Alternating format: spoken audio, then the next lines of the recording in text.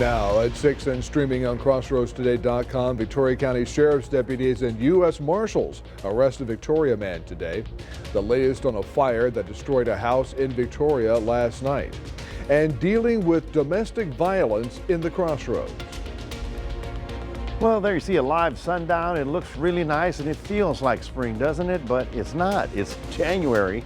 But we're going to talk about the rain coming in for the weekend. All that coming up in a moment. Plus, it's a Hoops Tuesday and a few teams are ranked. I'll have that in sports. You're watching 25 News now at 6. Good evening and thank you for joining us. I'm Don Brubaker. Karina Garcia has the night off. Victoria County Sheriff's deputies and the U.S. Marshals Service Task Force arrested a suspect in Victoria today. 24-year-old Elijah Aragon was taken into custody in the 3200 block of Mayfair on a warrant for violation of parole, sexual assault of a child. Aragon is in the Victoria County Jail in lieu of $60,000 bond. Two suspects accused of the same crimes were taken into custody by Victoria Police Monday.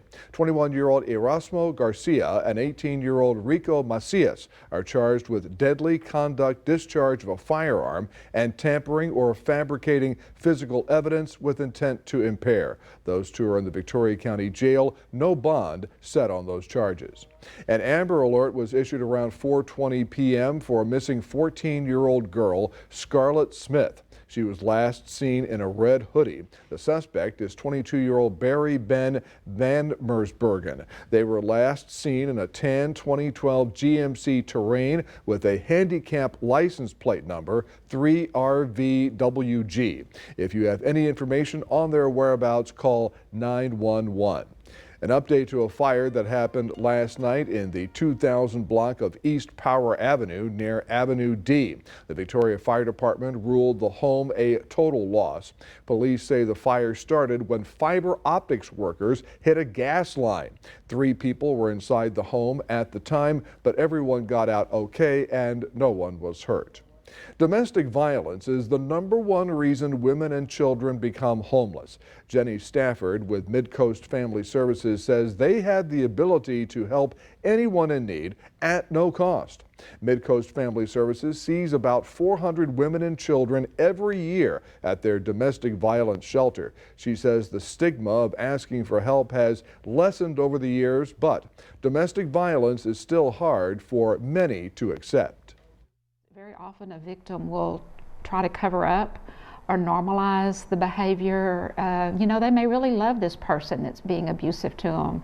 And so it's hard for them to accept that it's actually abuse and it's not normal behavior. Stafford says if anyone finds themselves in a violent situation, they should take the first step to a better life by calling the Midcoast Family Services hotline at 361-573-HELP.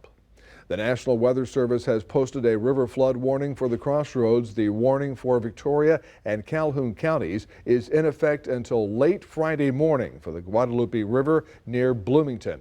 At 9 a.m. today, the river was at 26.1 feet. Flood stage is 20 feet. Now let's take a first look at your forecast. Here's First Warn Storm Team Chief Meteorologist Mac Pettis. Mac, I hope the river there goes below flood stage before the next round of rain.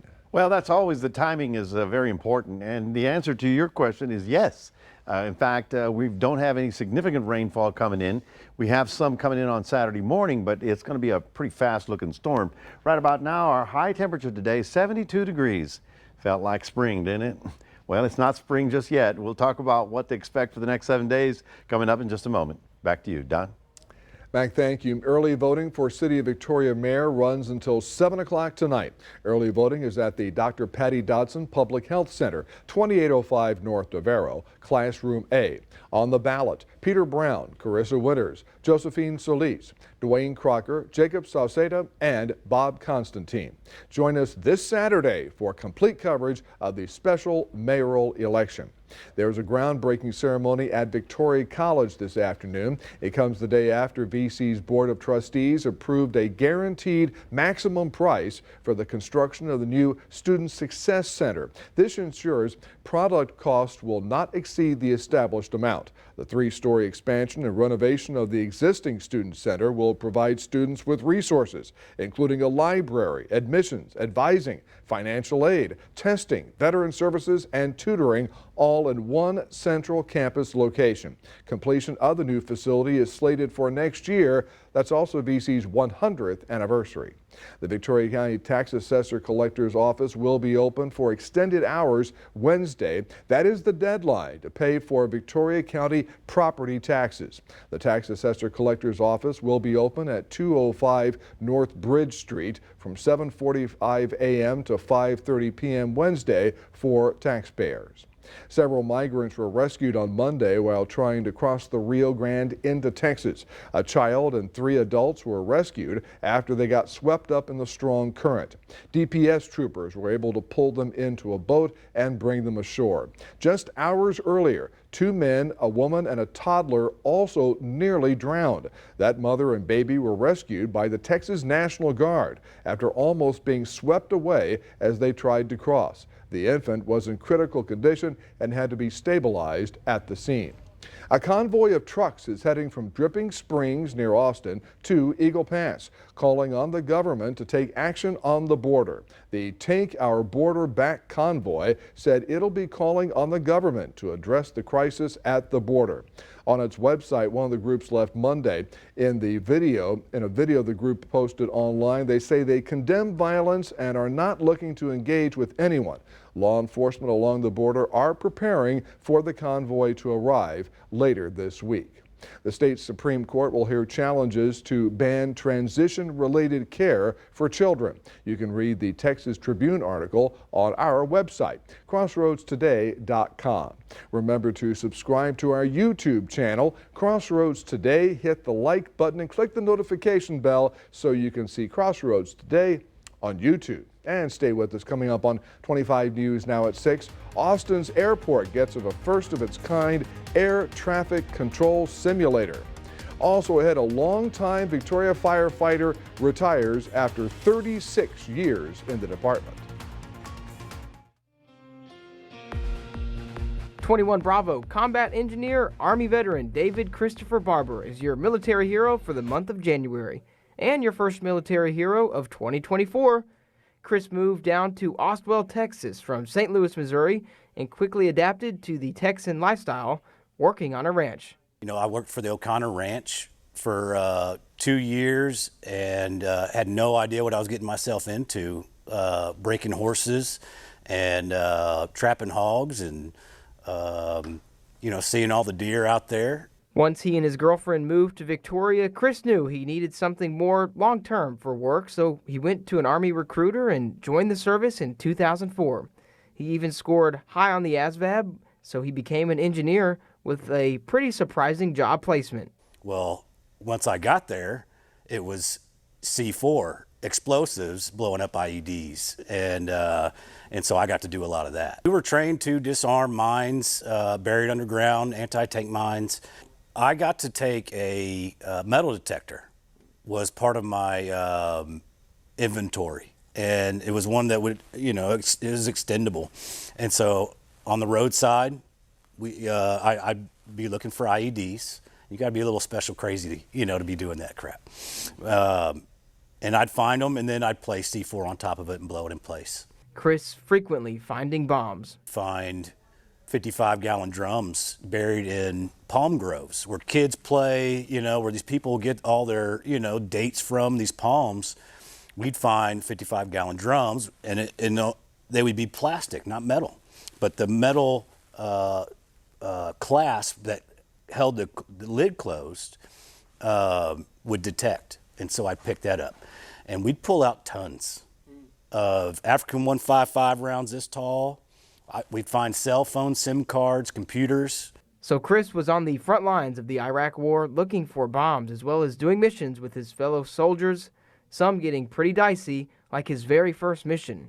By infill and exfil is when you take a helicopter, Black Hawk or Chinook, and you and 20, 30 other guys get out at nighttime with your night vision goggles on, and you get to complete your mission. And I'd say I've got 60 missions like that, where you get to see your buddy across, in another helicopter flying in. My first mission, I got my combat action badge because a surface machine gun round went through our hull, and I had 15 blocks of C4 on me. And so the flares go off, it turns bright because you have your night vision on. And we did our mission, we got in firefights, a few IEDs blew up, but we're all on foot. There's no vehicles to set these IEDs off. Chris ended up spending nearly 4 years in Iraq, and by the end of it, he was ready to come home. He did leave with some memorable moments. I got to meet Kid Rock, Robin Williams, who else? That was pretty cool. But, there's never a shortage of food for the military guys, unless you're eating MREs on a mission or something like that. But if you were back on post, your base, you got to eat really well and work out. They always had first-class gyms. The food was pretty good, too. Well, if we're talking MREs, MRE, the pastas are always the best. You can't go wrong. Something with noodles and sauce in it. But if you were going to try and judge the meat that they give you in those things, it's terrible. Yeah. But no, I think, sometimes they'd have crab legs and steaks, not like a Texas steak. Here you got mesquite wood and stuff, but over there it wasn't like that. It was like different. But I would always get a turkey wrap. In his free time, he loves to help out with Warriors Weekend here in Victoria and spend time hunting and fishing, as well as spending time with his family. Thank you, Chris, for your service to your country, and thank you to all the veterans and active duty military members out there watching. I'm Adam Seibel, KAVU TV 25 News Now.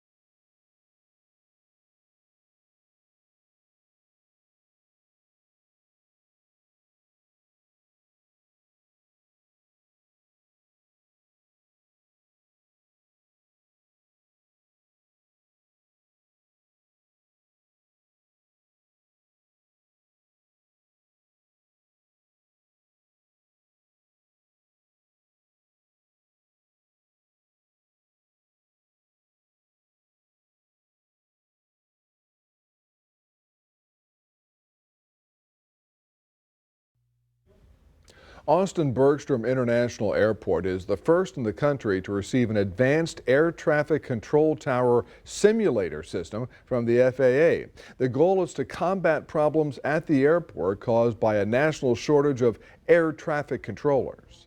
It is the gateway to our city. And really important that we have a high level of safety. Austin Congressman Lloyd Doggett says he's encouraged to see the Advanced Air Traffic Control Tower simulator system delivered to ABIA on time after discussions with the Federal Aviation Administration throughout last year concerning safety at the airport. I feel pretty good about going in and out of that airport, but I think we need to do more to assure safety and avoid any kind of near miss like we've had too often in recent months. He says the center means air traffic controllers will no longer have to go to San Antonio for training, and they'll be trained on the Austin Airport specific configuration. That becomes really important in foggy, heavy traffic conditions when accidents could occur. In a statement to CBS Austin, ABIA says it's incredibly grateful to be selected for such a groundbreaking initiative, saying in part, safety is our most important shared priority with all our airport partners, and we thank the FAA for their commitment to ensuring the safety of air travel for our community. However, Doggett says the new technology doesn't combat a national shortage of air traffic controllers, made worse in Austin due to the high cost of living. The best equipment is insufficient if we don't have an adequate number of controllers, and we don't. We picked up 2 controllers, we lost 2 controllers as trainees. He says he'd like to see the FAA upgrade ABIA's airport status to a fully major airport. And that's another matter that I continue to work with the FAA on so that our controllers get more pay and we attract more of them.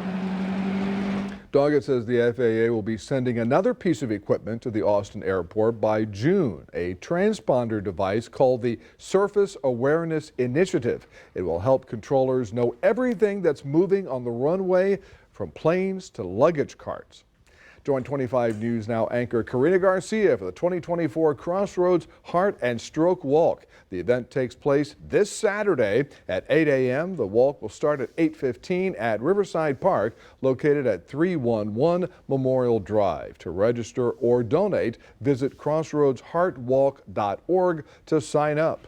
And here's your viewer poll this evening. Scan that QR code on your screen to vote now. Here's the question.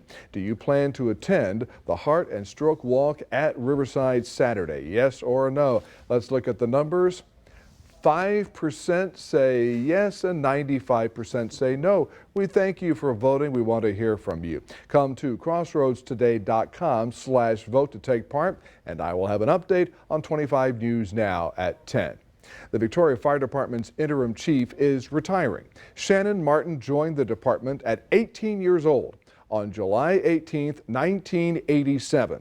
Martin was promoted to fire engineer in 1992. Then in 1996, he was promoted to fire lieutenant, supervising a fire company.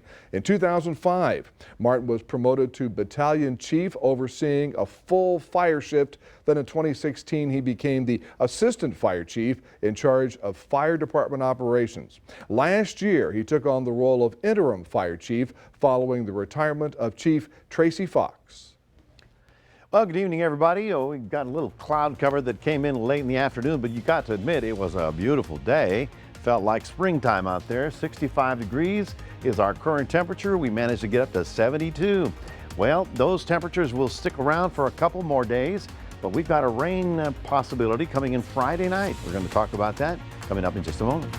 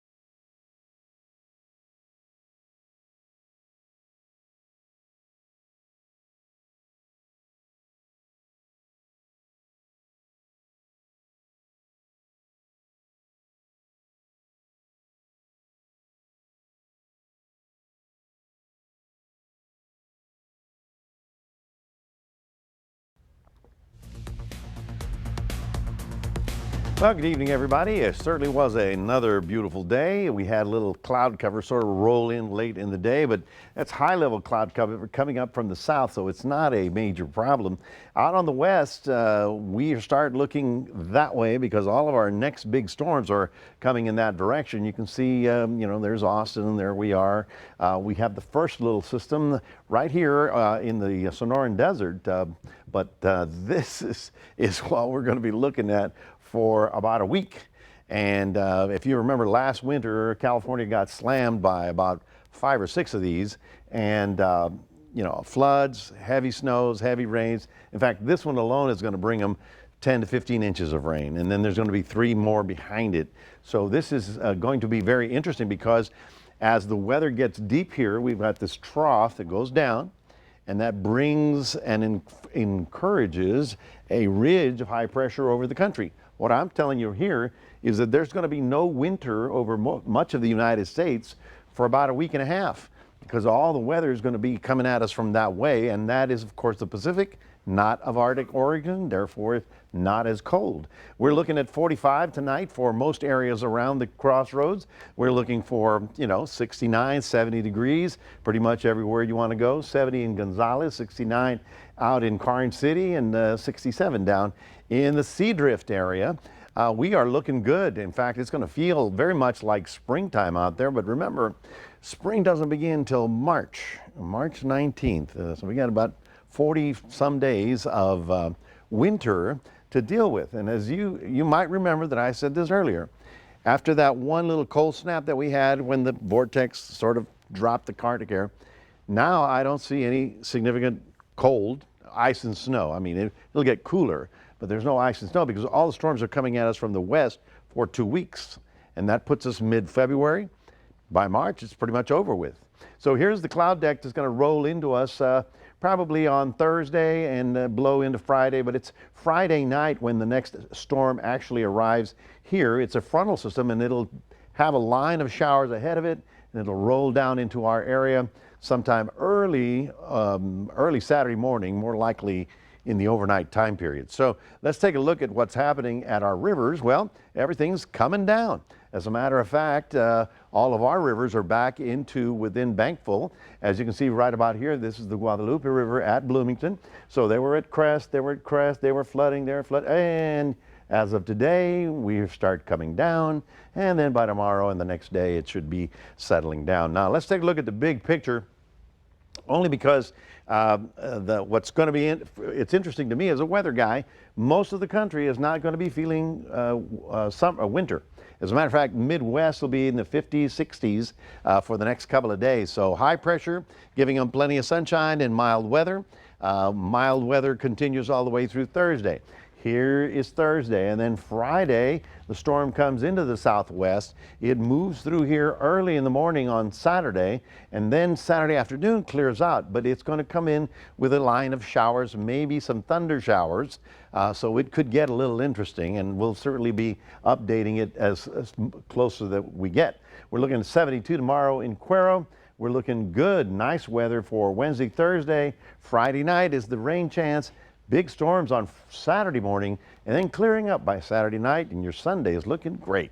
That's your 7-day forecast, reminding everybody we do have a QR code. We'd love for you to scan that, put Crossroads Today on your phone, and here's Big Don. Thank you, Big Mac. And we've got Zach Brown with the sports. And Zach, if it's Tuesday night, must be some high school hoops around. Absolutely. We got 3 teams that are ranked. They're all hitting the hardwood tonight. I will have that in sports.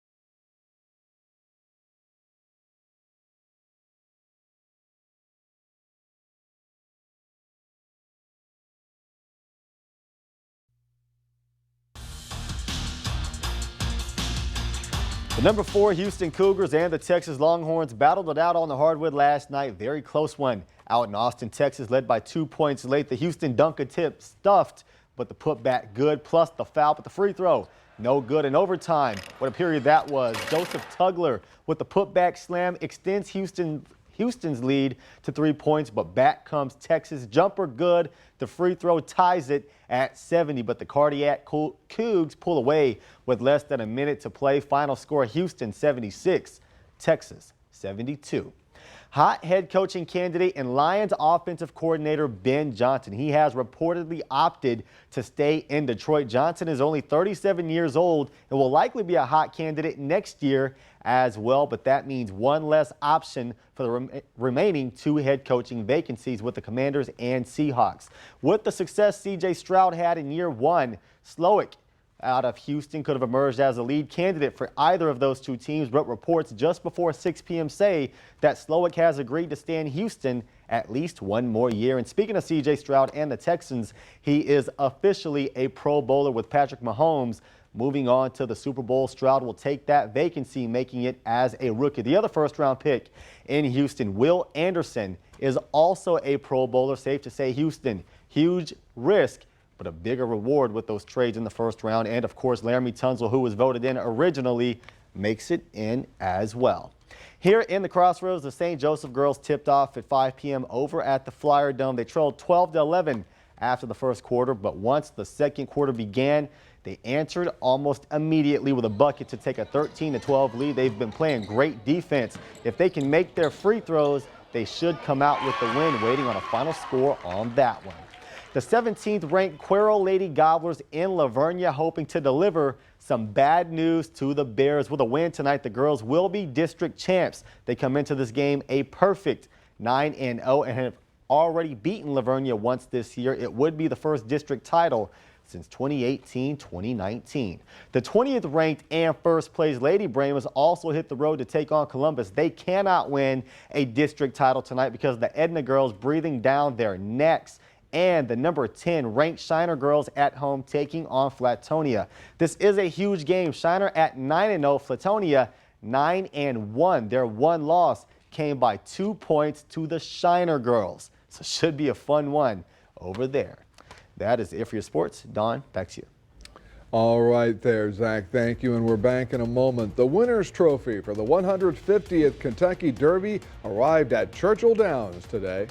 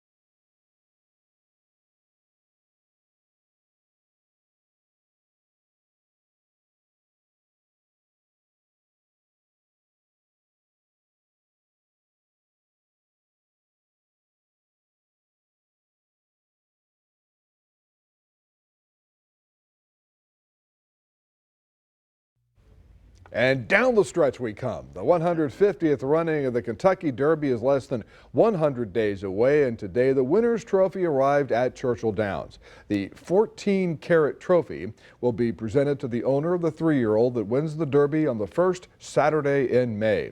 The trophy stands 22 inches tall and takes 6 to 8 months to handcraft. Topping off the trophy, a 14-karat gold horse and rider featuring a pair of horseshoe-shaped wreath handles. Not bad. Not bad. Have you ever been at a racetrack where the horses like come right by you?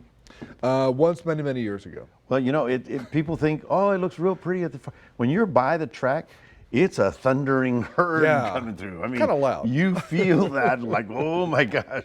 You feel the pounding of the hooves there, absolutely. man. Pretty amazing stuff. Anyway, folks, we've got some lovely weather continuing for Wednesday, Thursday.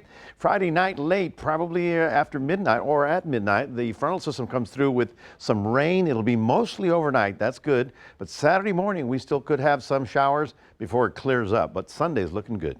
Thank you, Mac, and thanks for joining us. Hey, we'll see you tonight for 25 News Now at 10. Have a good one, everybody.